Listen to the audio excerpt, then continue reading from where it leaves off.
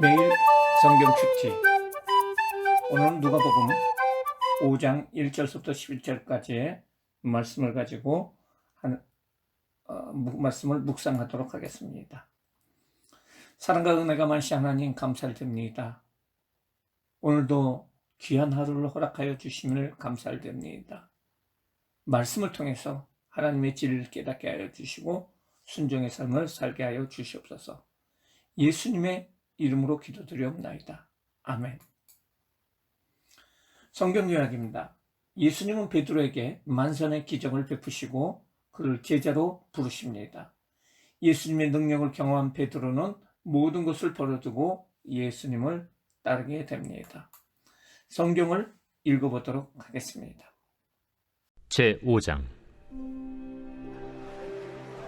무리가 몰려와서 하나님의 말씀을 들을새 예수는 게네사렛 호숫가에 서서 호숫가에 배 두 척이 있는 것을 보시니 어부들은 배에서 나와서 그물을 씻는지라. 예수께서 한 배에 오르시니 그 배는 시몬의 배라. 육지에서 조금 떼기를 청하시고 앉으사 배에서 무리를 가르치시더니 말씀을 마치시고 시몬에게 이르시되, 깊은 데로 가서 그물을 내려 고기를 잡으라. 선생님, 우리들이 밤이 새도록 수고하였으되 잡은 것이 없지만은 말씀에 의지하여 내가 그물을 내리리이다. 그렇게 하니 고기를 잡은 것이 심히 많아 그물이 찢어지는지라.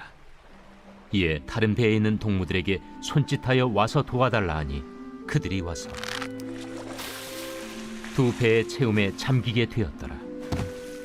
시몬 베드로가 이를 보고 예수의 무릎 아래에 엎드려 이르되, 주여, 나를 떠나소서. 나는 죄인이로소이다.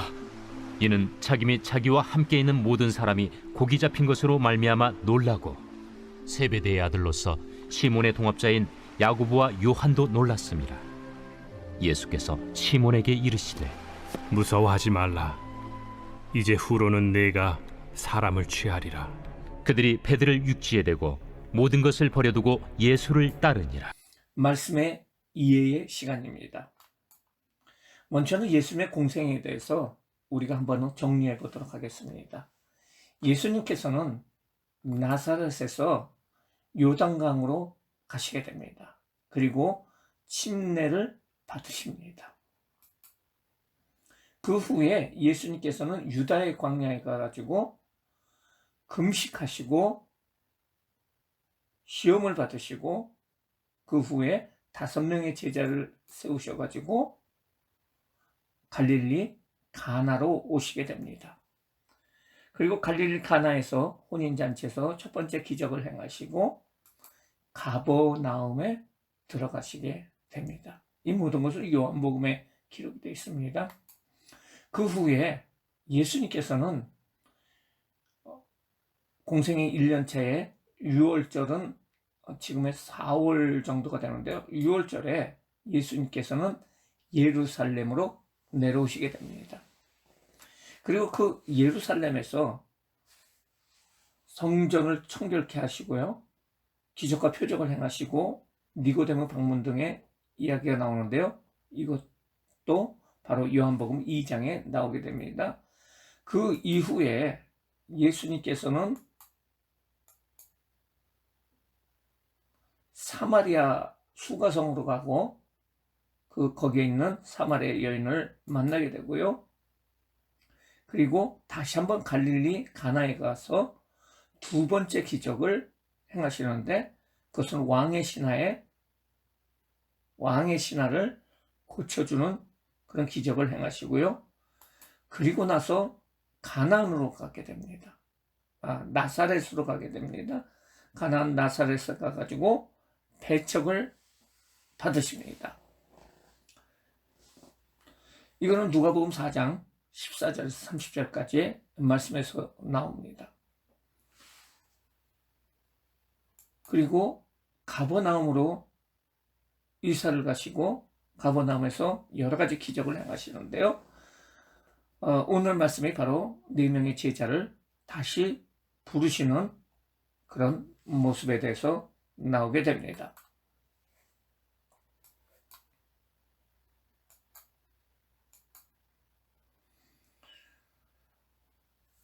오늘 1절 말씀입니다. 1절서부터 3절까지는 배 위에서 말씀을 전하시는 예수님입니다. 무리가 몰려와서 하나님의 말씀을 들을 때 예수는 게네사렛 호수에 서서 무리가 말씀을 들어 몰려오게 되죠. 2절 말씀, 호숫가에 배 두 척이 있는 것을 보시니 어부들은 배에서 나와서 그물을 싣고 있었어요.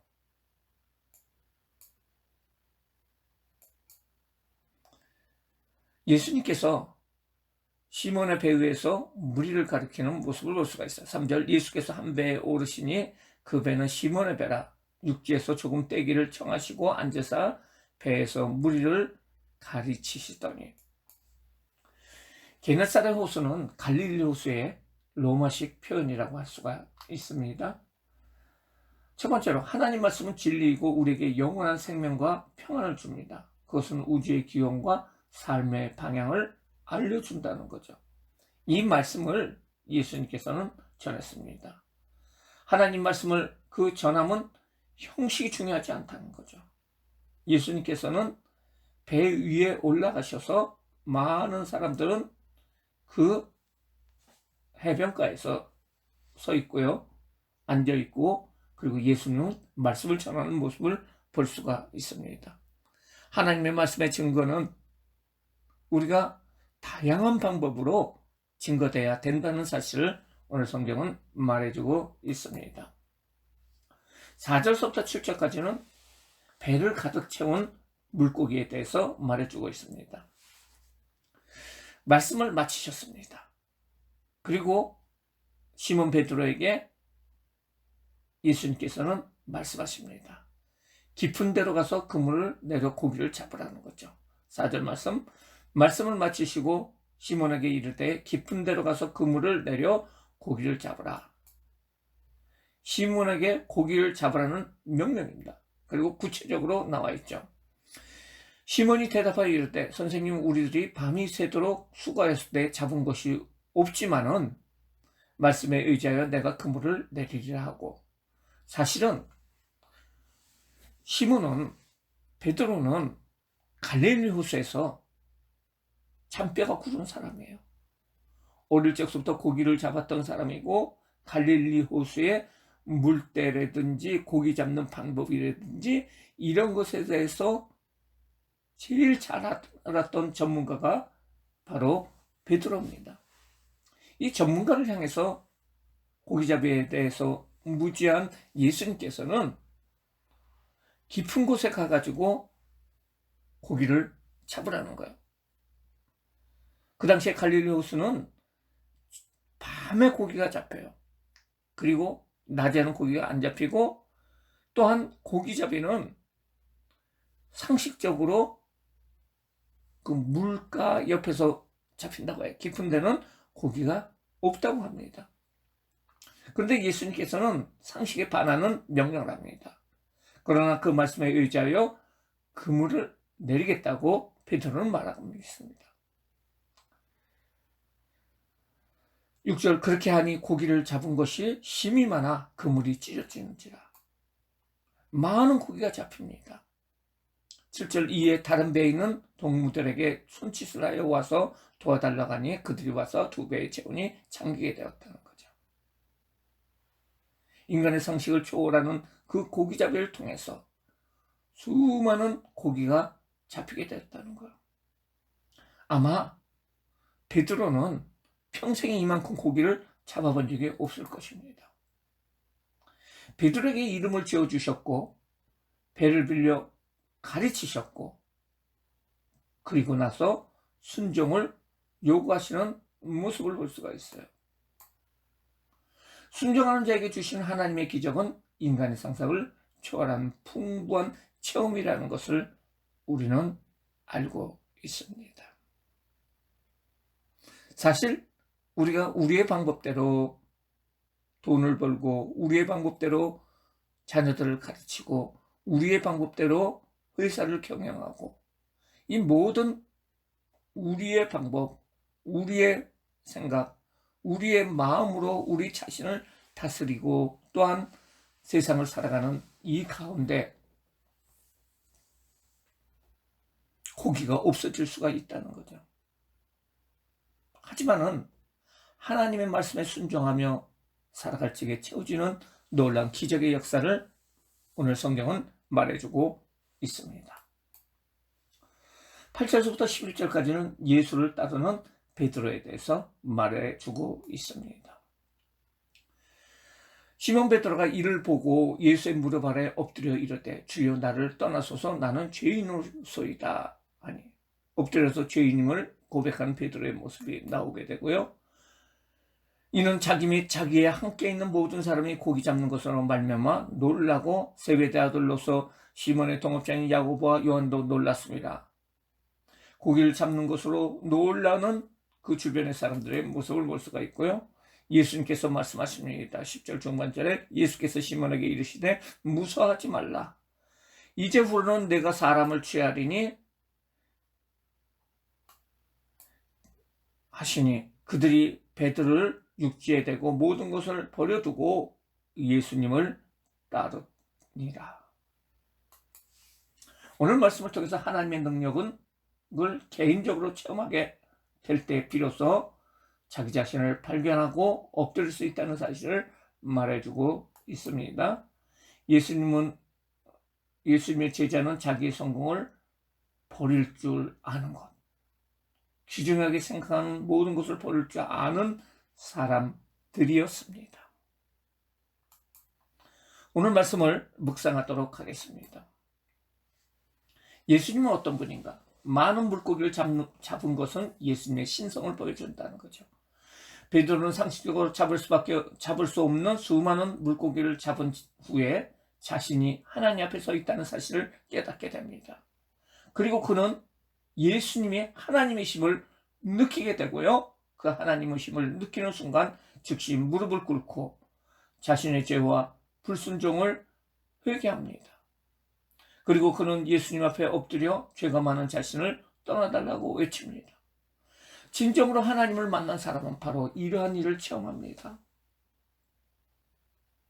하나님을 체험한 사람은 하나님의 거룩하심과 자신의 죄를 깨닫고 그 앞에서 무릎을 꿇고 회개하고 하나님의 은혜를 구하게 될 수 있게 됩니다. 과연 우리는 이러한 경험을 하고 있을까요? 그렇지 않다면 예수님께 우리를 찾아오셔서 우리에게 예수님 자신을 계시해달라고 기도하시기 바랍니다. 나에게 주는 교훈은 무엇일까요? 우리는 하나님의 일에 동참해야 합니다. 예수님께서는 시몬 베드로와 그의 동료들을 전도자로 부르기를 원하셨습니다. 그들은 모든 것을 버리고 주를 따랐습니다. 하나님께서는 오늘날에도 하나님의 일을 위해서 세상 일보다 우선하여 헌신하며 충성할 일꾼을 부르십니다. 하나님의 일은 하나님께 예수 그리스도를 믿는 일이며 복음을 널리 전하고 영혼을 구원하는 일입니다. 우리는 하나님께서 뜻하신 이 일에 힘써야 합니다. 나는 얼마나 주를 위해서 일을 하고 있는가? 다시금 돌아보시기 바랍니다.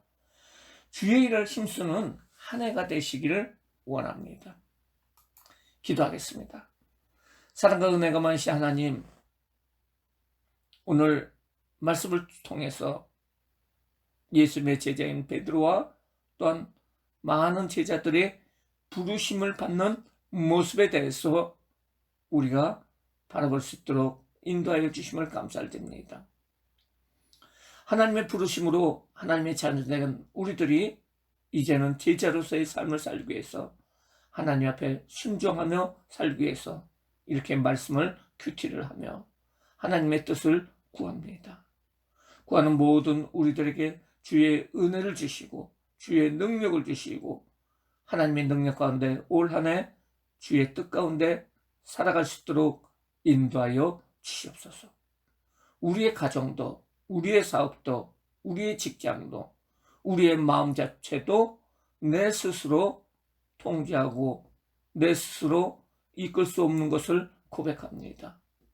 주님, 베드로가 무릎 꿇은 것처럼 바로 주님 옆에 무릎 꿇습니다. 주님, 우리의 삶을 인도하여 주시옵소서. 예수님의 이름으로 기도드리옵나이다. 아멘. 하늘에 계신 우리 아버지여, 이름이 거룩히 여김을 받으시오며 나라가 임하옵시오며 뜻이 하늘에서 이룬 것 같이 땅에서도 이루어지이다. 오늘날 우리에게 일용할 양식을 주옵시고 우리가 우리에게 죄 지은 자를 사하여 준 것 같이 우리 죄를 사하여 주옵시고 우리를 시험에 들게 하지 마옵시고 다만 악에서 구하옵소서. 나라와 권사의 영광이 아버지께 영원히 있사옵나이다. 아멘.